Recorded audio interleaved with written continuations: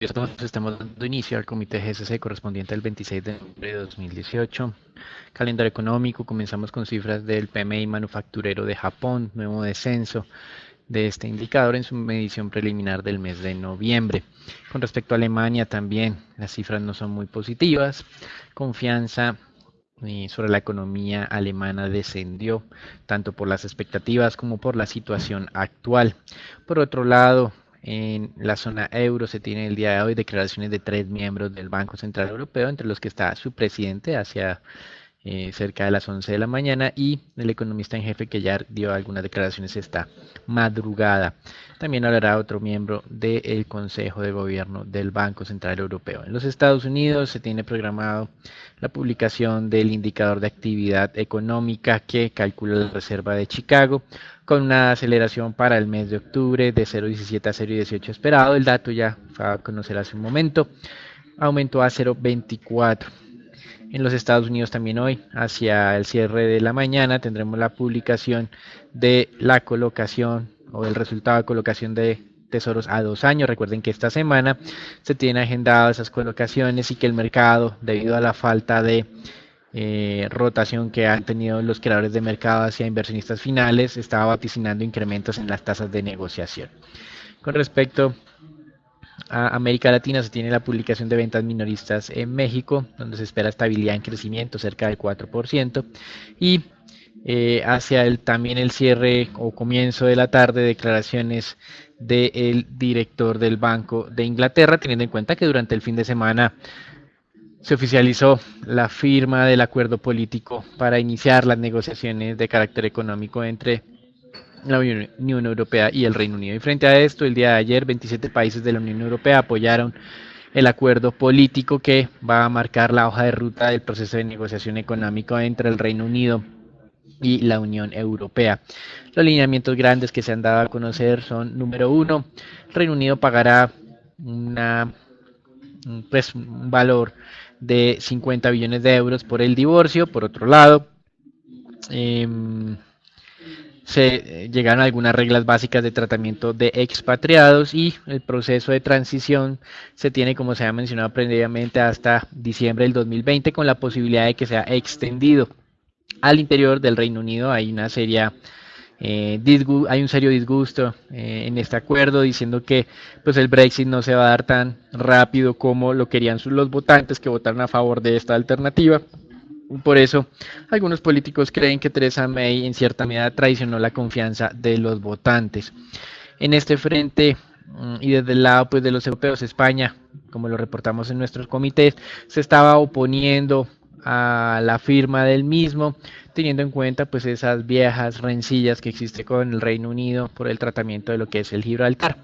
Este peñón en cierta medida pues recibió de alguna manera en 1713 el acuerdo de tratamiento entre Inglaterra y España, y en este momento, o en esta ocasión, España estaba buscando modificar, digamos, esos acuerdos iniciales. El Reino Unido calificó este requerimiento español como algo que no iba a, digamos, a aceptar, y al final, en el último minuto, se alcanzó un acuerdo de tanto el Reino Unido como de otros países para que España pudiera vetar más adelante en el acuerdo en caso de que algo no le gustara. Esto fue presentado por España como una victoria y por el Reino Unido como algo que no había modificado en nada el arreglo que se tenía hasta el momento con la Unión Europea.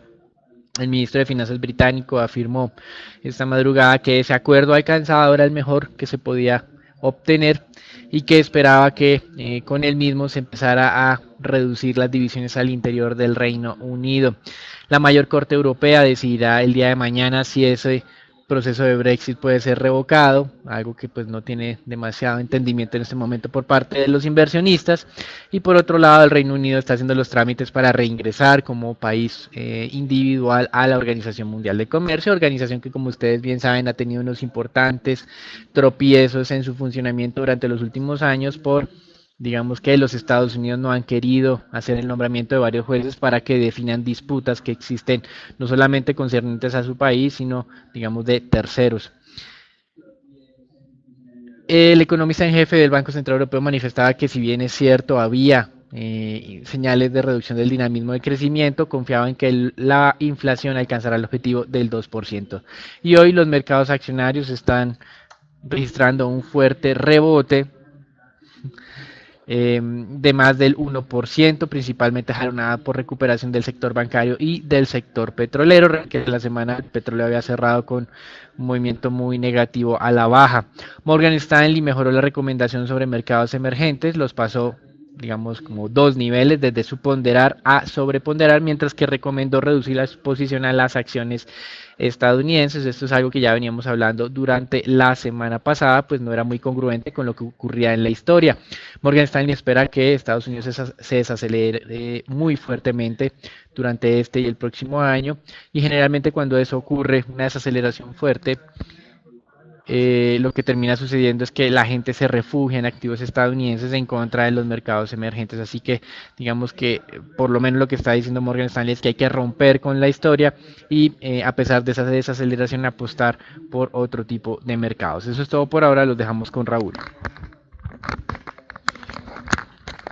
Complementando lo que decían en cuanto al comportamiento accionario en Estados Unidos, podemos ver que el índice S&P se continúa debilitando fuertemente, acercándose cada vez más al nivel de los 2.600 puntos, principalmente impactado por fuertes caídas de las compañías del sector tecnológico.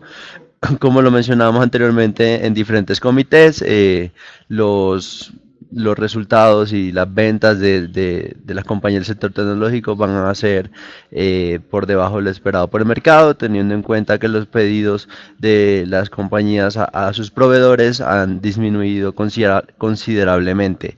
Destacar también que en la jornada de hoy Apple tiene un llamado a la Corte Suprema de Justicia para determinar un problema que tiene en cuanto a posibles competencias monopolísticas por, eh, por el uso de la App Store de Apple, que han considerado que posiblemente podría ser considerado como un monopolio.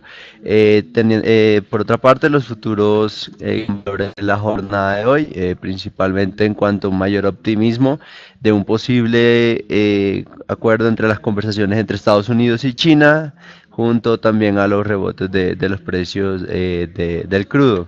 En cuanto al mercado de divisas, podemos ver dólar perdiendo valor contra las principales divisas desarrolladas. Podemos ver tanto un euro como una libra esterlina ganando valor en cuanto, como Daniel lo mencionaba anteriormente, un posible acuerdo Brexit, luego que la Unión Europea el fin de semana haya aprobado este acuerdo, y estamos a la espera de la exposición al Parlamento británicos.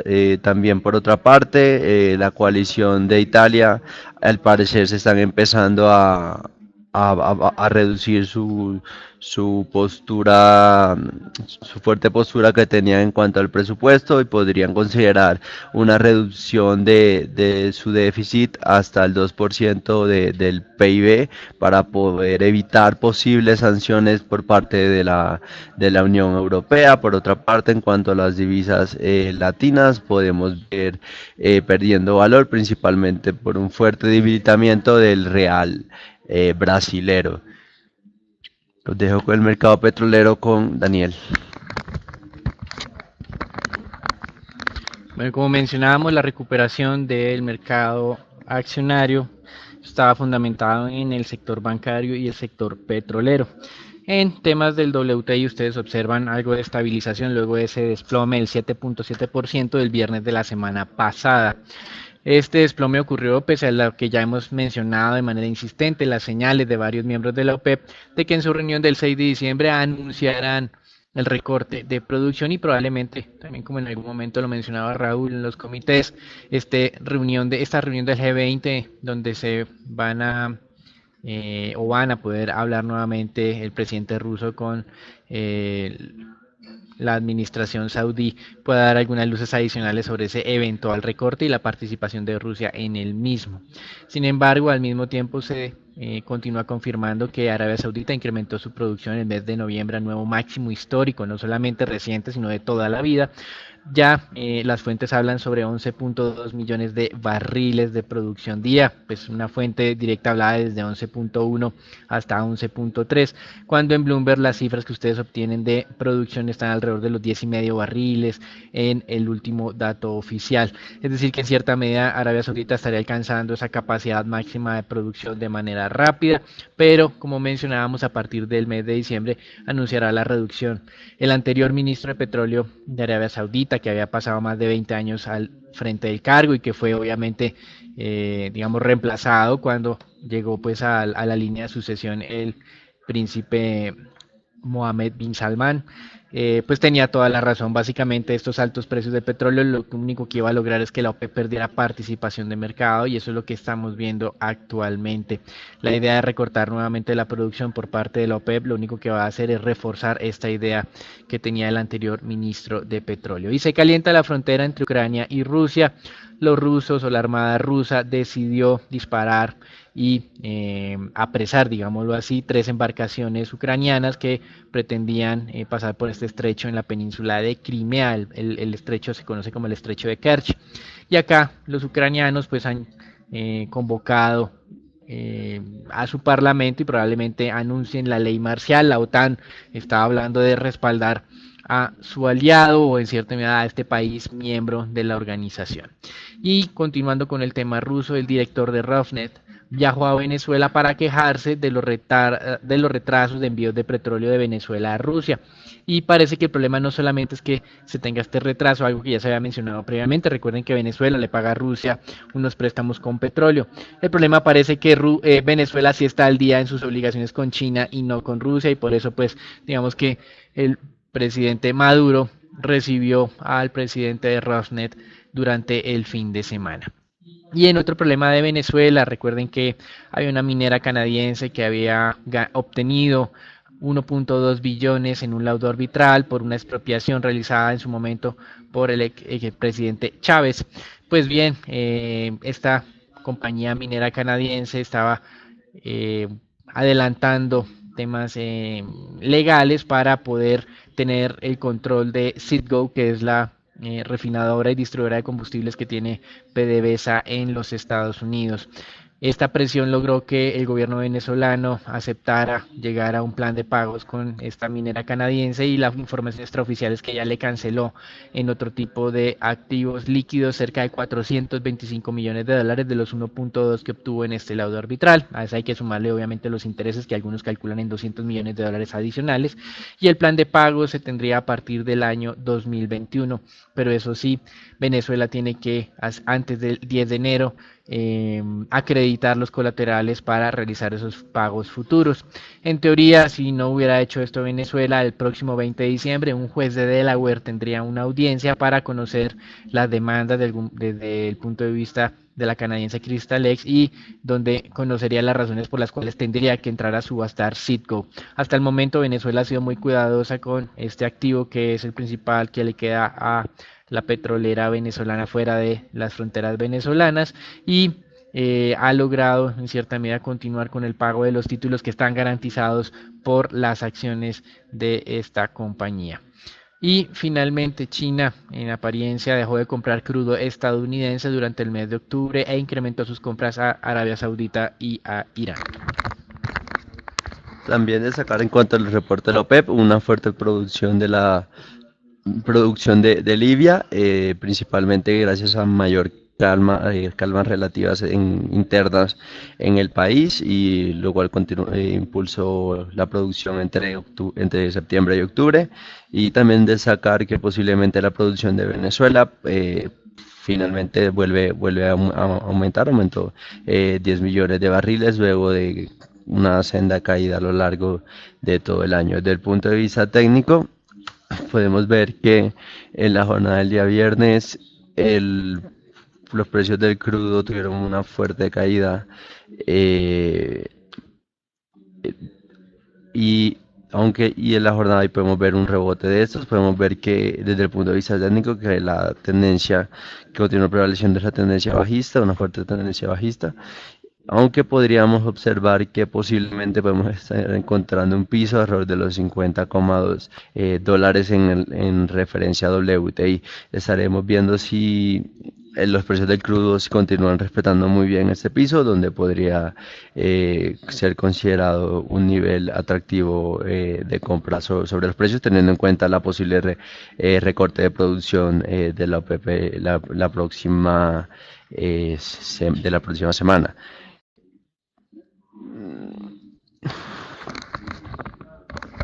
Como lo mencionó Raúl, la noticia del mercado de renta fija tiene que ver con ese acercamiento entre Italia y la Comisión Europea y en apariencia, eh, digamos, la moderación de la postura que tiene la coalición de gobierno en este país europeo, en Italia precisamente.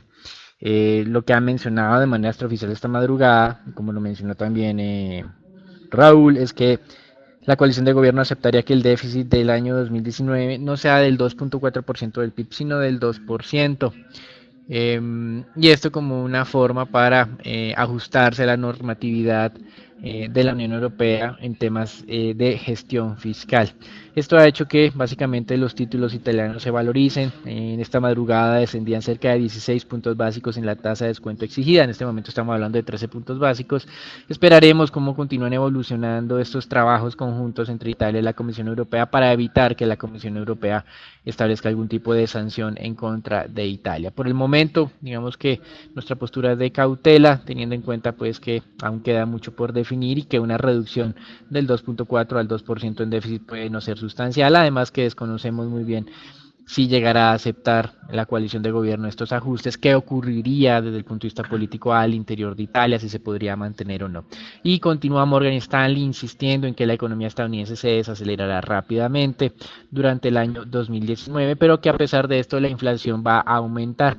Por eso la firma continúa recomendando reducir exposición, y esto es muy extraño, al tema de crédito, cuando en momentos en que hay recesión lo que recomienda generalmente las firmas de inversión es aumentar su exposición al mercado de renta fija.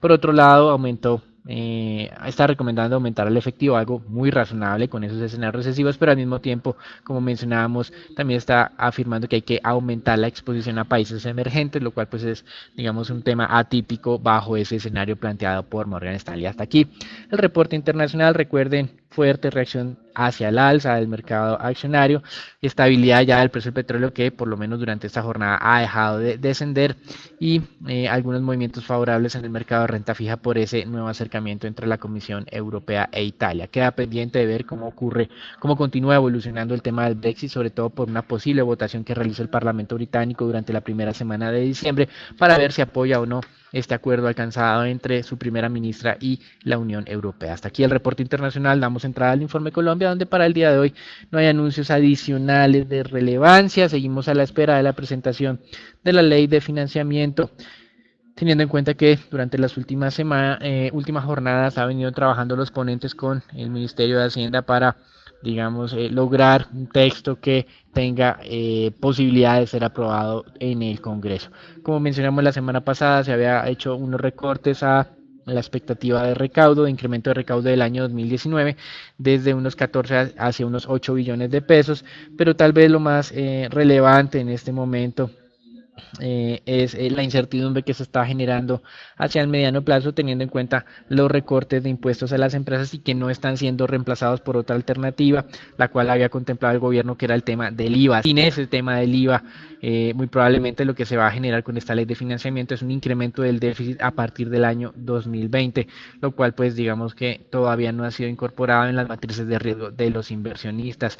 Veíamos en Bloomberg que solo se dedicaban a hablar de que los extranjeros vean difícil la reducción de los impuestos a los inversionistas en el mercado de renta fija soberano colombiano, algo que en este momento no se ha discutido, teniendo en cuenta pues que este recorte a las empresas lo que va a hacer es aumentar el hueco fiscal y que obviamente no están dadas las condiciones para hablar de un recorte de impuestos a inversionistas extranjeros. Eso es todo por ahora, los dejamos con Raúl.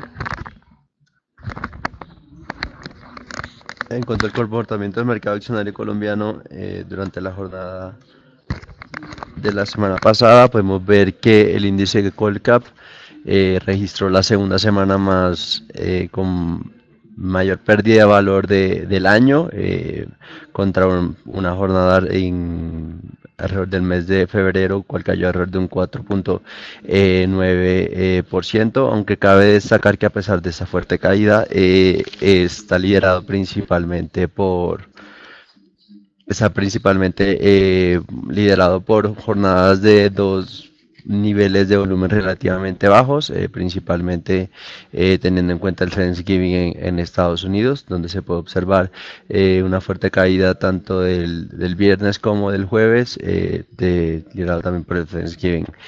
En cuanto al comportamiento accionario, podemos ver que el índice Colcap registra un mínimo del año, cerrando en los 1.370 puntos, impactado principalmente por la fuerte caída de los precios del petróleo. A pesar de lo anterior, esperamos que el índice colombiano se muestre una recuperación gradualmente, donde se podría ubicar a final de año y acercándose cada vez más al nivel de los 1.450 puntos. Destacar también que el día viernes se hará efectivo el rebalanceo del MSCI, donde hay flujos de ventas sobre todas las especies colombianas, aunque ninguna supera el día de negociación, es decir, que son flujos relativamente pequeños. En cuanto a la acción de Ecopetrol, podemos ver que esta continúa débilmente, afectada principalmente por los precios del crudo, aunque se situó por encima del soporte de los 3.000 pesos. Eh, a pesar de esa tendencia bajista, cambiamos nuestra recomendación de Ecopetrol de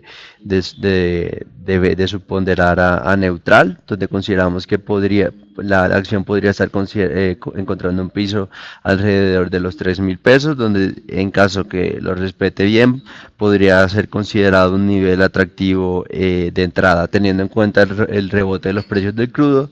Esperamos un rebote de la acción en la jornada de hoy, donde se podría acercar a los 3.100 pesos o por encima de este nivel. En cuanto a la acción de Avianca,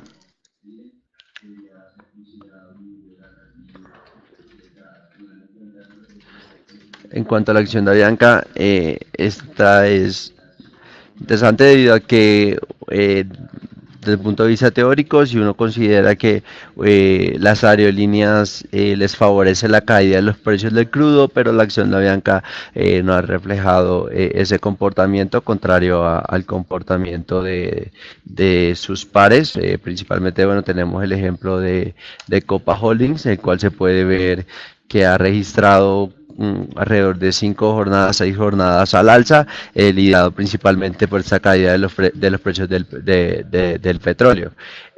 Porque Avianca no está reflejando este comportamiento. Bueno, principalmente cabe destacar que JP Morgan redujo la calificación de la compañía, la pasó de sobreponderar a neutral, a pesar de que continúa y recomienda el sector aeronáutico latinoamericano. En cuanto a Avianca puntualmente, JP Morgan menciona que considera que es la acción del sector con menores márgenes, con mayores dificultades en su operación y con peores niveles de endeudamiento contra sus comparables. Es decir, a pesar de que JP Morgan sobrepondera y mantiene su favoritismo por las aerolíneas, también impulsado por la caída de los precios del petróleo, considera que Avianca de sus comparables es la acción menos atractiva para invertir. Desde el punto de vista técnico, podemos ver que la acción en la jornada del día viernes cayó alrededor de un 4,2% y vulneró el soporte de los 2.000 pesos.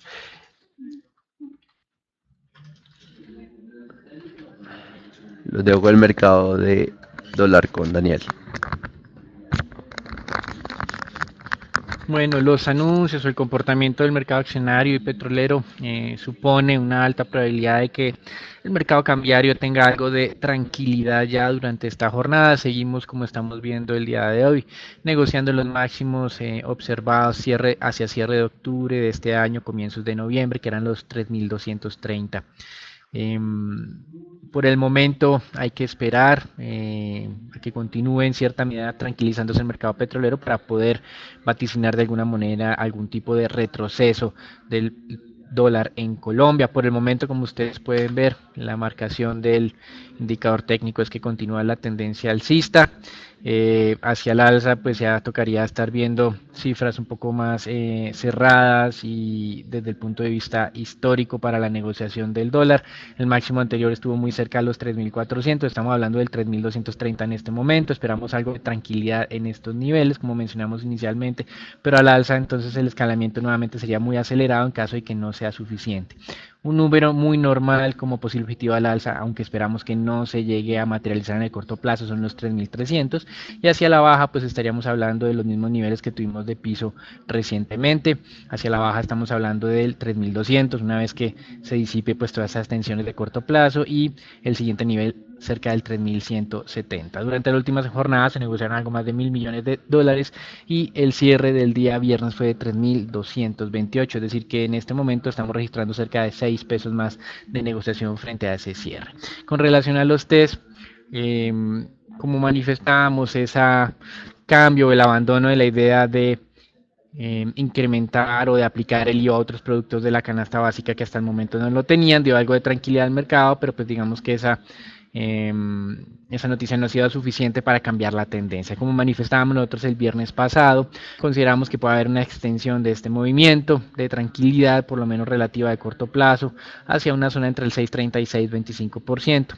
Hacia la alza tenemos nuevamente pues esos niveles de referencia previamente, el 6.40 y el 6.44 y 6.50 como posibles niveles de resistencia. A la baja, como manifestábamos, ese nivel del 6.36 fue un nivel muy relevante, y la zona entre el 6.30 y 6.25. Hasta aquí el reporte diario. Los esperamos el día de mañana en una nueva emisión de nuestro comité GSC, y les recomendamos, como es usual, continuar siguiéndonos en nuestras cuentas en redes sociales.